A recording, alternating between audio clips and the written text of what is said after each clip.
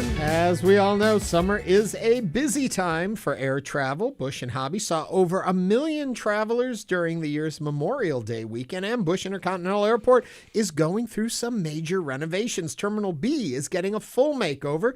That should be done by next year. So what is the Houston airport system doing to improve customer experience during planned renovations, and how will they make air travel safer during the busy summer months? To get a full snapshot of the state of the airport system and what flyers should be aware of this summer, we welcome Jim Szczesniak. He is the Director of Aviation at the Houston Airport System, and we're taking your calls and questions as well. 713-440-8870.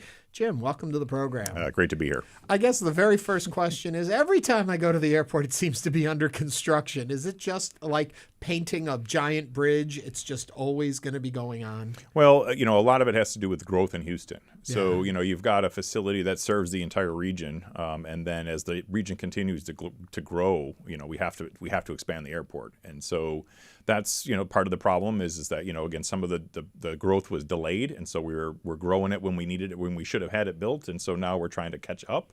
And so that causes some challenges. But it is one of those things. It's the natural state of an airport in a growing economy. Well, and we're mostly talking about Bush. Hobby has some construction on the runways. A lot of people don't realize that the city of Houston owns the airports, right? Yeah, that's correct. So we own 3 airports: Ellington and Hobby and Bush. So this is our airport system. It's not separate like the postal system is separate from the government. It's us. So where does the money come from the city of Houston? So the great thing about the airport system is it's 100% funded by the airport. So we take no money from the taxpayers of Houston. It's all funded by, again, our landing fees that we charge the airlines, our terminal rents, and then our what we make off our concessions and our parking and all the revenues that we generate at the airport. I think the big question always is, how's TSA going to be? How do I factor that in? A lot of people don't know there's an app. You can actually look and see how busy TSA is at a certain time of day. But Hobby always seems to be fly through. I mean, it's simple, dimple. No pun intended. Even when it's a busy time like Memorial Day, I seem to never have any big problems. So my question is, do you monitor all of the TSA and how long it takes, and what do you do to mainstream that for people? So we monitor it every day, all day. And the TSA monitors it too. So we've got a couple things that people may seem that's a little bit challenging. Number one, Terminal C. So the Terminal C ticket lobby from the TSA lines there. But what people have to remember, and we have to take a step back on, is that we've been operating 2 terminals in that one terminal for the last couple of years. So when Terminal E closed, all that traffic went over to Terminal C, and that had to be processed through that checkpoint. And then now with Terminal B closed, the Terminal B is operating in there. So Terminal C is kind of unnatural as far as the capacity there. Now, we've put the best equipment that we've got in there, and the TSA uses their dogs to make that work. But the only way that we can really get the experience to be similar to Hobby is to add more capacity. So as we add that terminal, the new international terminal, it comes with a 17-lane TSA checkpoint. So that's, again, the capacity that we need. And when Terminal B reopens, it's going to have a 14-lane TSA checkpoint in there. So you're going to get a lot more capacity. When's it going to reopen? Terminal B? Yeah. So it's going to be probably the second half of 2026. Now, Jim, how would you say Houston compares to other major cities in regards to our airport system? Do you feel like we are paving the way? Do you think we're behind compared to some of the other big airport systems?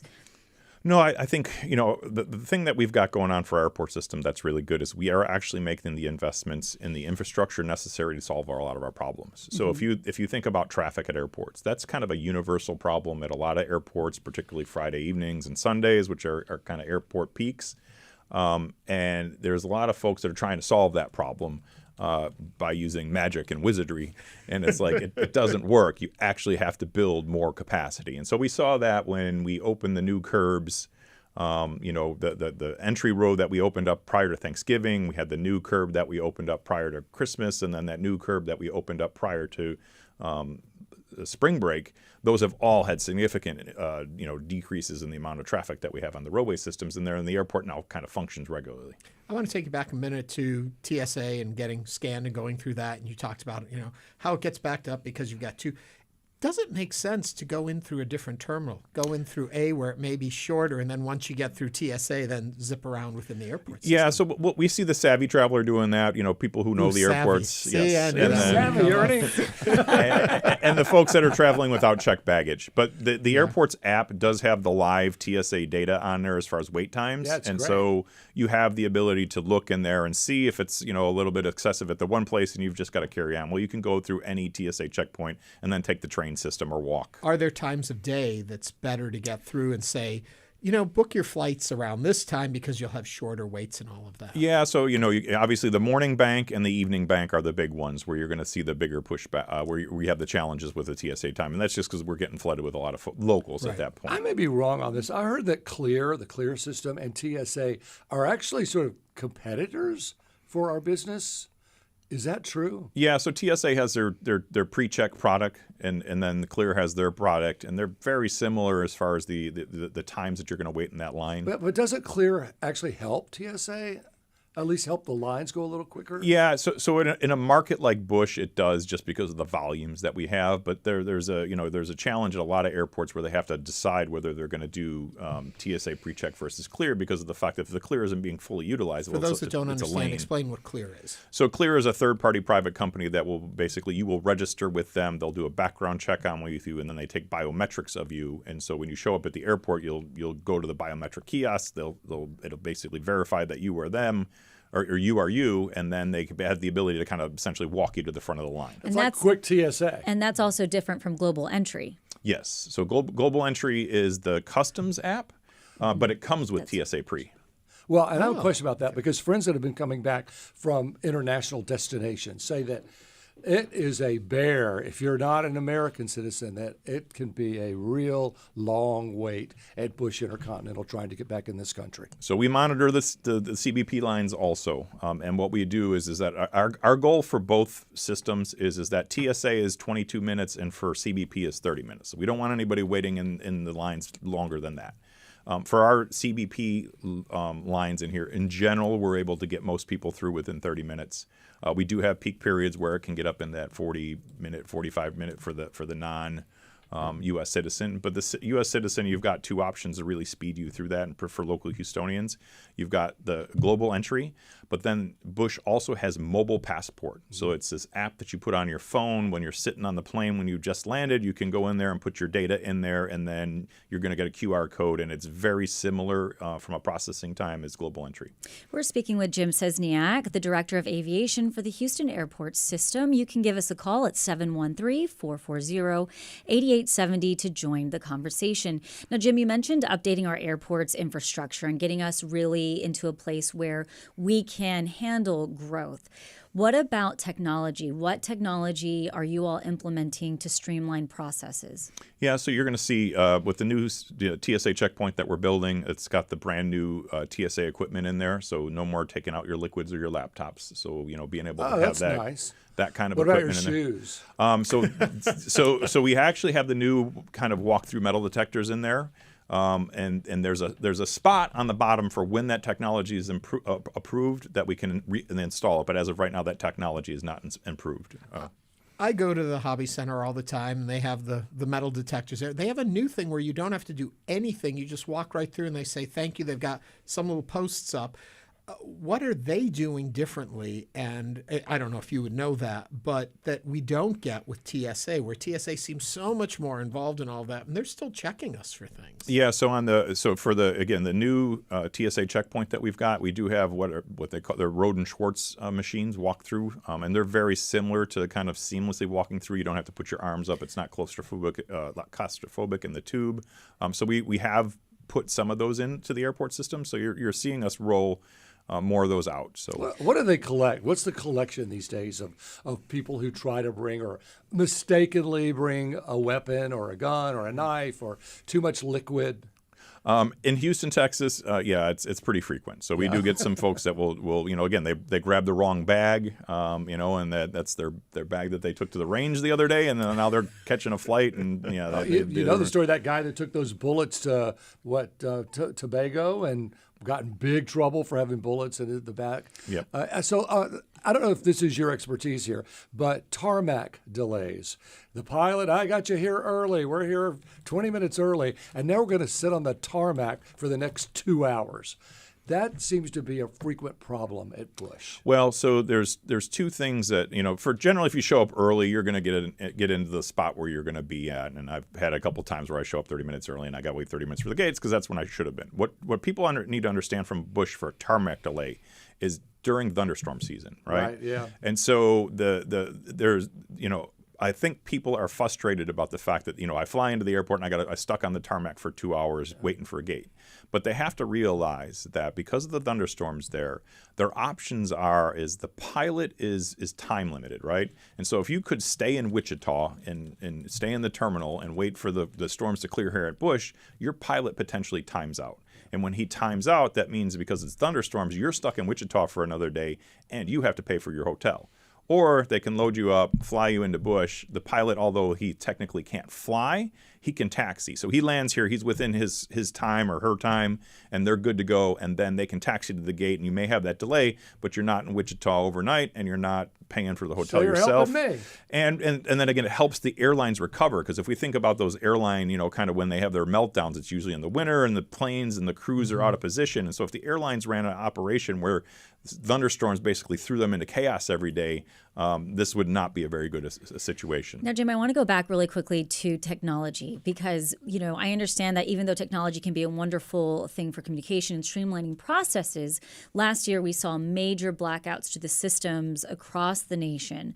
How is the Houston airport system prepared, or what plans do you have in place in case something like that were to happen this travel season? Yeah, so we work with our airline partners, and when obviously we learn from the previous experience of other airports too with these issues and airlines. And so we anticipate, the technology is an integral place to how we run the place and how the airlines operate their airline. And so we have to do that.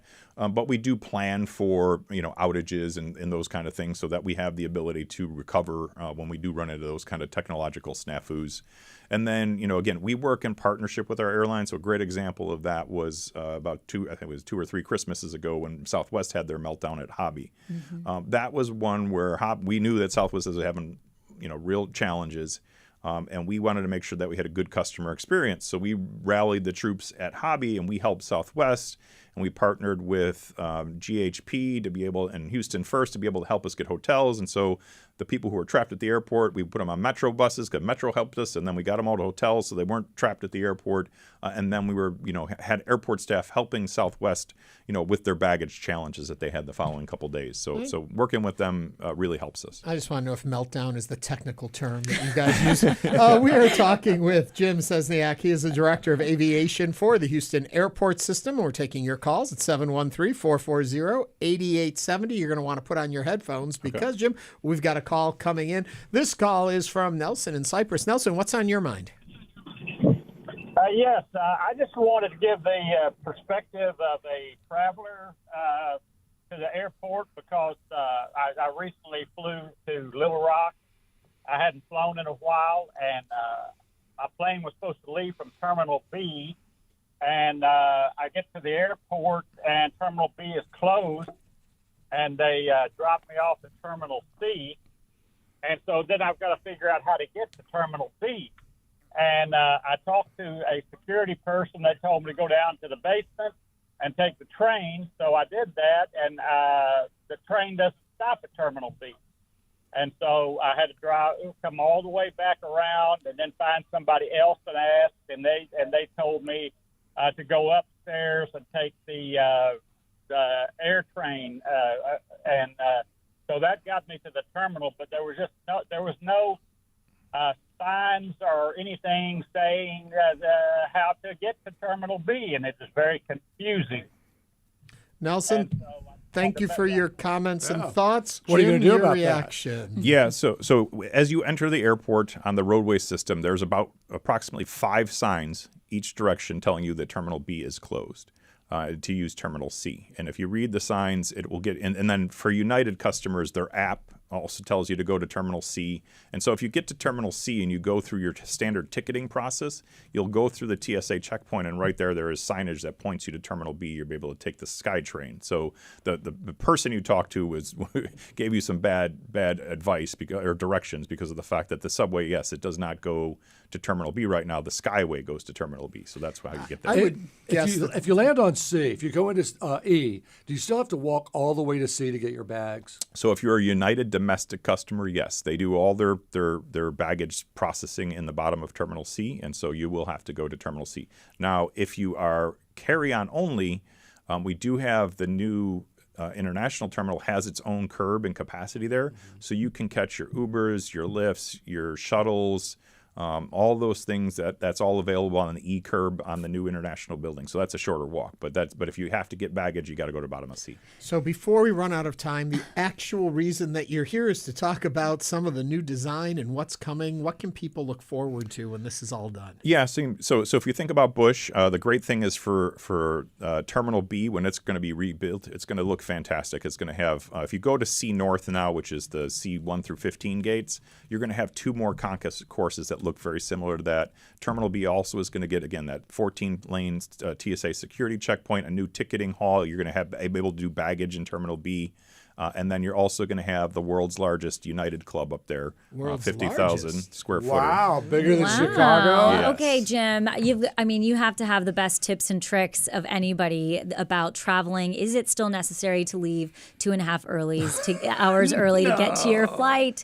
What do you recommend to travelers? So I still would stick with the standard 2 hours prior for domestic and 3 for international. And that's because a lot of times it will not be, you'll get there sooner.